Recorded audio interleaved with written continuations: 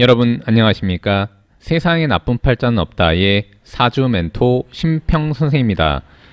오늘은 제가 2023년 내년 개묘년에 우리 그 원숭이띠 여러분들의 운세에 대해서 간략하게 포인트를 설명드리겠습니다. 자신의 띠를 모르거나 정확한 사주를 모르시면은 휴대폰에서 만세력 앱을 다운로드 받으셔가지고 본인의 생년월일시를 넣으면 본인이 정확히 어떤 띠인지가 나오니까 확인하시면 좋을 것 같습니다.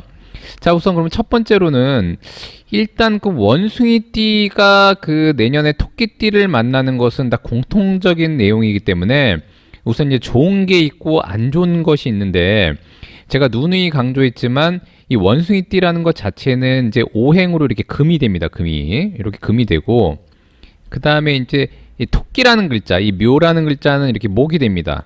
목이. 그래서 이제 금이 이렇게 목을 극해서 이것을 제물로 삼기 때문에 이런 것을 명제라고 제가 말씀드렸고, 보통 이제 이것을 이제 고전에서는 이재의 운기라고 해서 보통 이제 본인의 이익을 남길 수 있는 그런 기운이라고 보통 얘기를 하는데, 사실 이제 엄밀히 말하면 원숭이띠 중에 뭐 직장 생활 하시는 분들도 있을 수가 있고, 그 다음에 직업이 이제 다양할 수가 있으니까요. 그중에 이제 개인 사업을 하시는 분들이 있을 수가 있고, 만약 직장 생활을 하시는 분들 중에서도 본인이 좀 더 이제 독립적인 일을 함으로써, 물론 조직에 속해는 있지만 본인이 움직이는 것만큼 돈을 버는 구조라던가 이런 분들한테 좀 더 유리하다고 보시면 됩니다.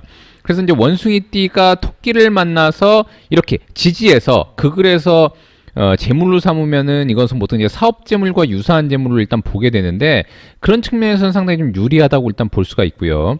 근데 이제 좀 더 이제 그 조심해야 되는 것은 뭐냐면은 제가 이제 뭐 몇 번 강조했지만, 묘라는 글자와 신이라는 글자가 만나게 되면은 이것은 곧 이제 원진과 귀문이 겹치게 되는 것이기 때문에, 보통 이제 원진이라고 하는 것은 일반적으로 이제 부조화를 의미하게 되는데, 그러니까 부조화라는 것은 특히나 이제 그 부부의 어떤 운을 설명할 때 보통 얘기를 하게 되는데, 뭔가 이제 그냥 현상에서는 이제 정확히 이제 뭔가 완전히 합해지는 것도 아니고, 그렇다고 이제 완전히 갈라서는 것도 아니라 서로 간에 상당히 그 스트레스를 주면서 뭔가 지지부진하게 끌고 지나서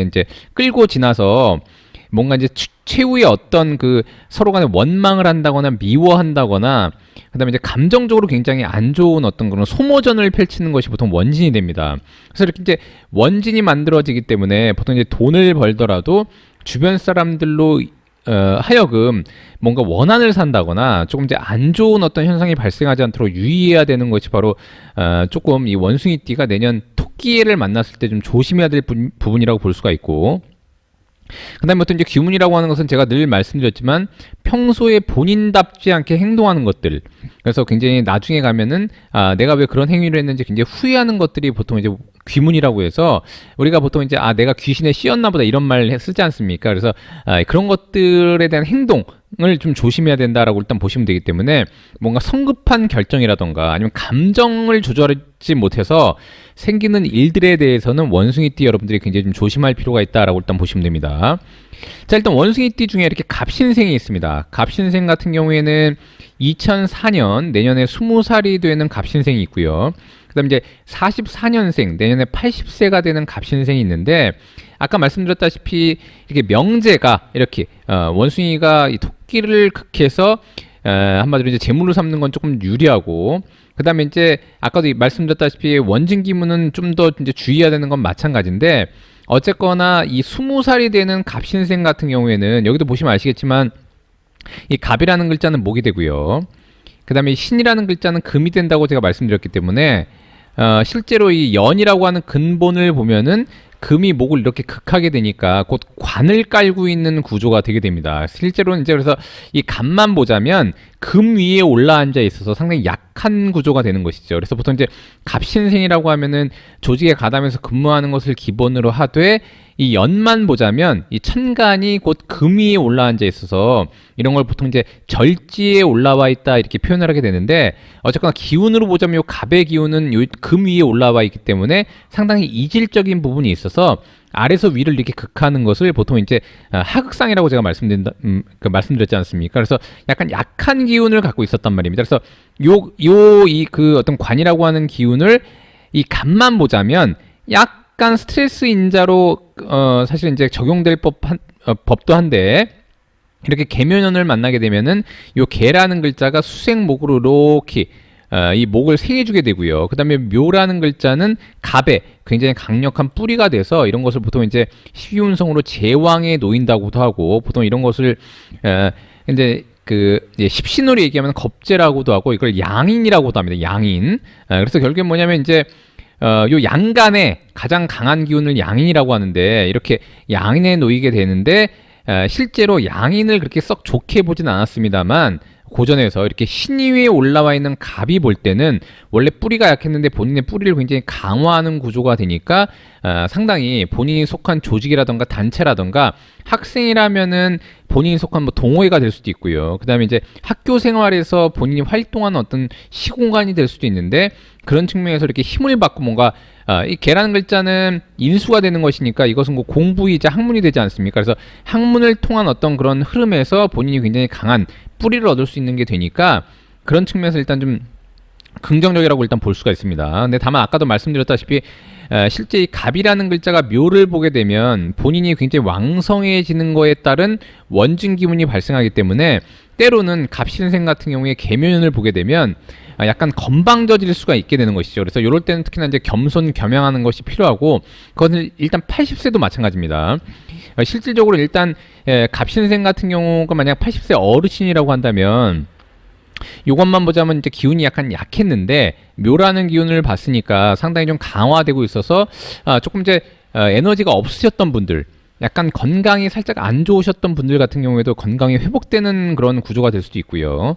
특히 이제 간이라던가 평소에 피곤하고 그랬던 분들도 계묘년에는 본인을 생하는 기운이 이렇게 들어오니까 약간 좀 더 이제 활력이 돋을 수도 있고요. 그런 측면이 있을 수가 있는데, 이것은 곧 자신과 유사한 사람 혹은 자신과 약간 다른 사람을 의미하기도 하니까, 왜냐면 묘에는 이제 갑을이라는 글자가 다 있죠. 여기 묘에는 지장간에 갑을이 있는데, 요 갑이라는 글자는 본인과 유사한 사람이고요. 요 을이라는 글자는 본인과 약간 다른 양상을 지닌 사람인데, 이렇게 다양한 사람들이 있는 공간과 이렇게 원진을 만들어내니까 자칫 잘못하면은 자신이 속한 여러 가지 뭔가 이렇게 활동하는 구조에서 서로 간에 약간 갈등이라던가 혹시 구설이라던가 시비를 좀 주의할 필요가 있다라고 일단 보시면 되는데, 특히 요 개라는 글자는 인수가 되는 것이니까 요 갑이 볼 때는 본인보다 좀 나이가 있으신 분들이 될 수가 있죠.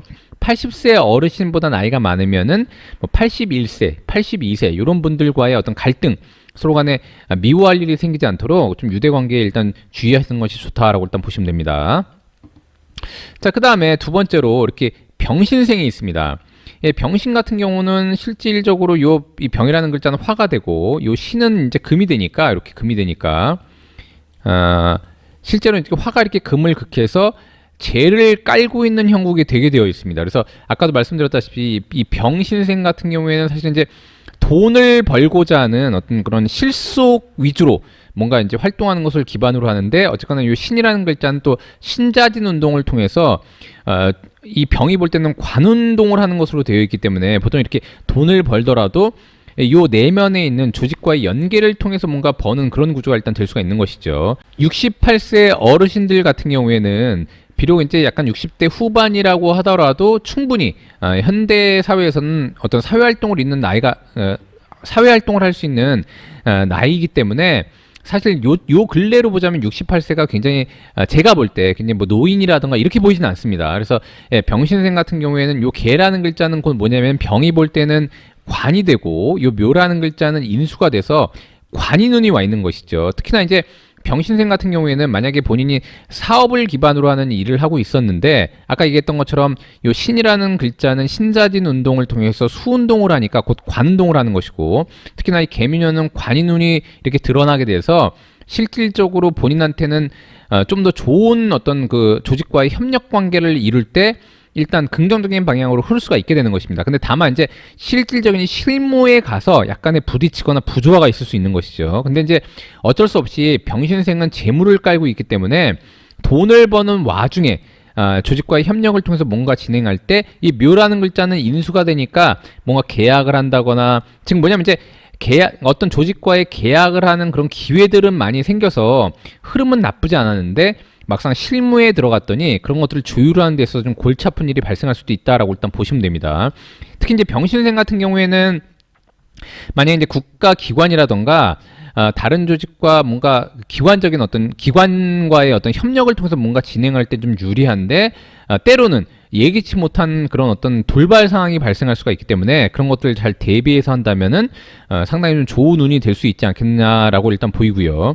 특히나 이제 병신생은 이 병이라는 글자가 신 위에 있으면 역시 요거는 화가 되고 이것은 금이 되는데, 요 금은 신자진 운동을 통해서 수운동으로 발전하기 때문에 요 병이라는 글자가 신 위에 있으면 병지에 놓여 있다고 해서 약간 약한 듯하다라고 일단 얘기할 수가 있습니다. 근데 다만 그래서 이 68세 같은 경우에는 이제 그 어떤 신체의 장기 중에 특히나 심장이라던가 심혈관 질환이 조금 약화될 수가 있는데, 더군다나 이 개라는 글자가 이렇게 드러나서 본인을 극하게 되기 때문에 특히나 이제 평소보다는 조금 이제 겨울이라던가 이럴 때는 신경을 쓰시는 게 좋고요. 그나마 다행인 것은 요 묘라는 글자가 목이 되니까 이렇게 목생화해서 본인을 생하지 않습니까? 지금 뭐냐면 이제 기의 흐름을 보자면은 한마디로 수생목, 목생화 이렇게 되는 것이죠. 그래서 자신을 생하긴 하는데 어쨌거나 이렇게 묘신이 원신에 있으면은 이 드러난 글자, 요게 이제 한마디로 수가 화를 극하게 되는 것은 피할 수는 없기 때문에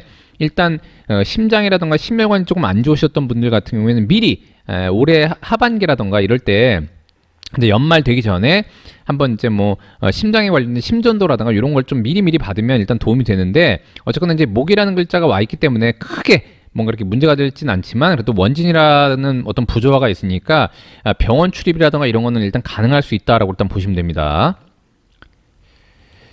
자, 그 다음에 1968년 내년에 56세가 되는 무신생이 있습니다.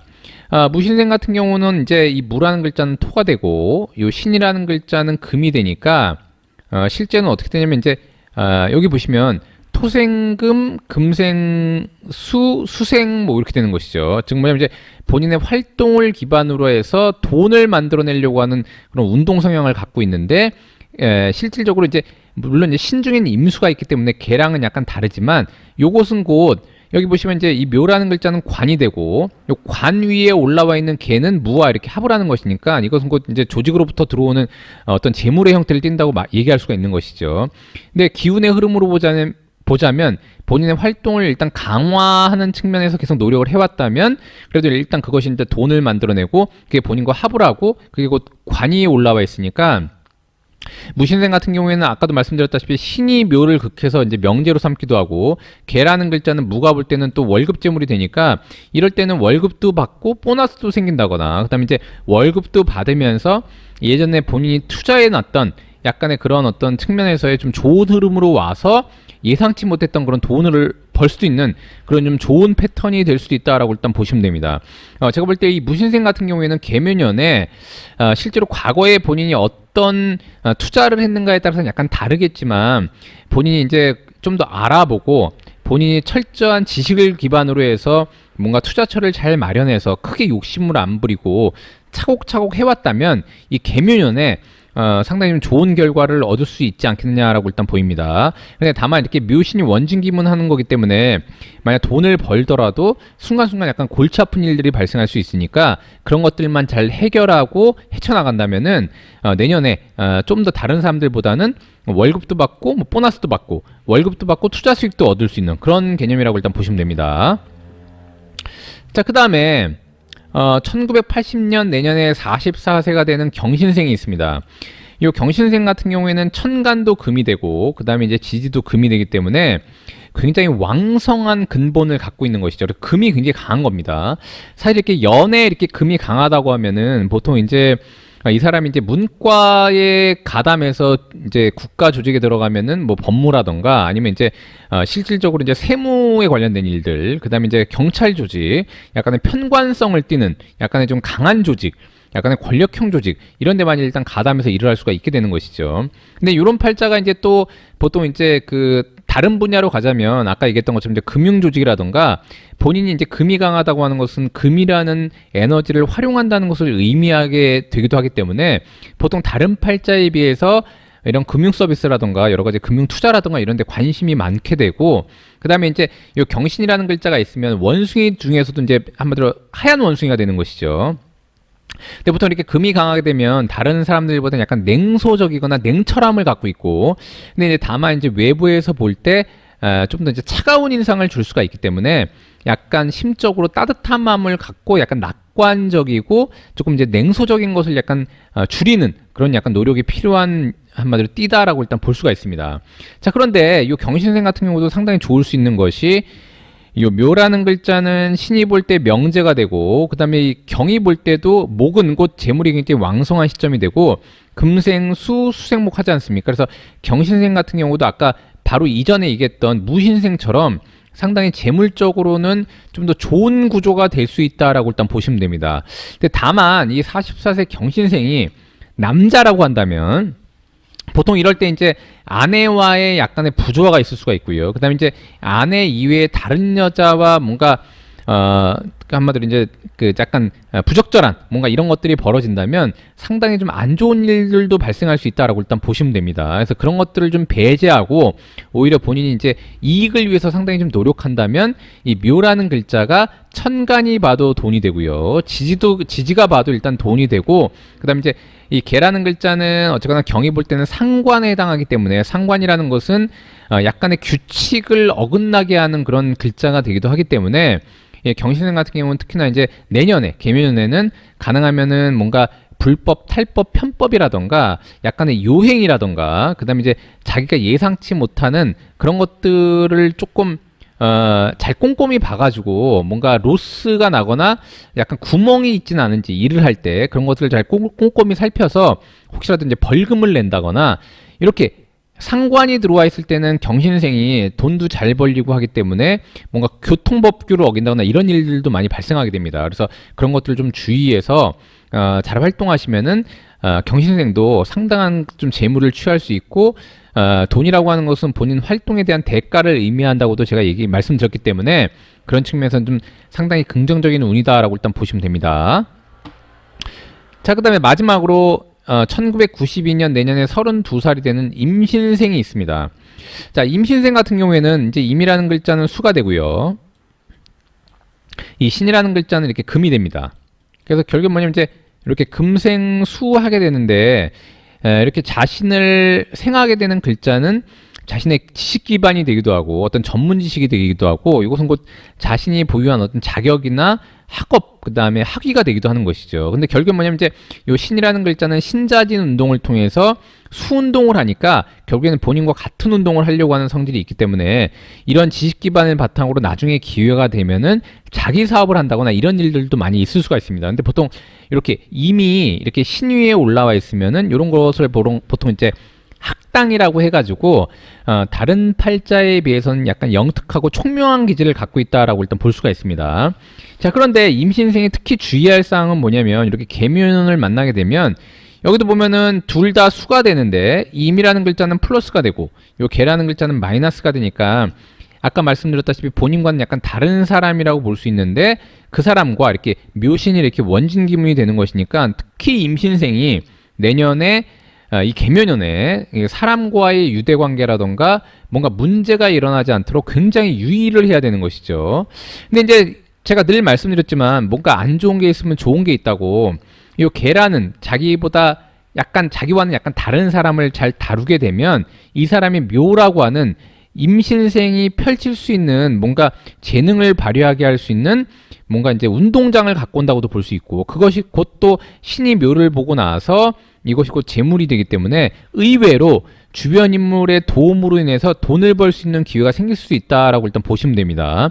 자, 그런데 보통 이럴 때 흔히 말하는 대로 이제 주변 사람이 자기한테 좀 도움을 줬는데 임신생이 거기에 대한 약간의 대가를 지불하지 않고 혹은 이제 한마디로 약간 건방을 떤다거나 그러면은 실질적으로 도움을 받고 나중에 문제가 생긴다거나 처음에는 좋았는데 나중에는 약간 틀어지게 되는 이런 일들이 발생할 수 있는 게 바로 원진 기분이 되기 때문에 임신생 같은 경우에는 항상 자기를 도와주는 사람들을 좀 잊지 말고 그 사람들에 대한 어떤 감사함, 고마움 이런 것들을 잘 챙기면 오히려 이제 본인한테는 상당한 좀 도움이 되고 그것이 곧 돈으로 연결될 수 있는 그런 기회도 될 수 있다라고 일단 보시면 됩니다.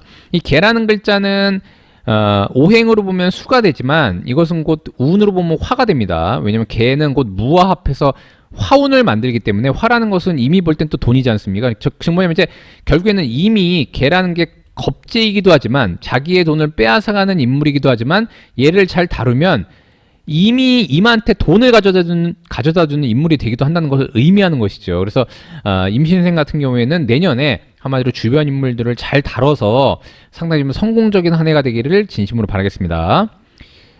자, 오늘도 제가 이렇게 23년 내년 개묘년에 원숭이띠 여러분들에 대해서 간략하게 설명드려 봤는데요.